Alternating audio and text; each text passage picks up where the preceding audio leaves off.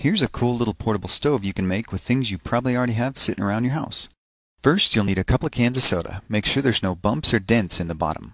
You'll also need some fine sandpaper, a utility knife blade, a thumbtack, a coat hanger, some fiberglass, and a bottle of heat. Use the sandpaper to remove the paint off the bottom couple of inches of both cans. Open the first can and pour out the contents. Using a book to hold the utility blade, carefully cut off the bottom inch of the first can, and then use the sandpaper to smooth out the sharp edge. Use the second can to stretch out the lip of the bottom half of your stove. Now just add some fiberglass and your bottom half is done. Make the top of your stove the exact same way. Before assembling the two pieces, you'll need to use the thumbtack to create a fill hole in the top half. Now comes the tricky part. Carefully place the top half inside the bottom as level as possible so the edges don't catch. Use a shim from the leftover piece of can if you're having problems getting it to fit. Once you have it lined up, squeeze it together as tightly as you can get it.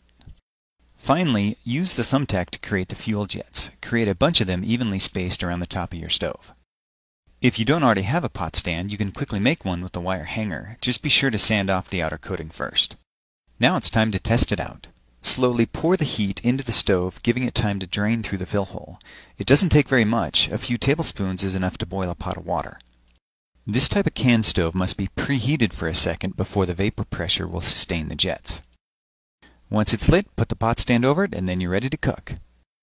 So whether you're camping or just forgot to pay the electric bill, now you can make a tiny stove even MacGyver would be proud of.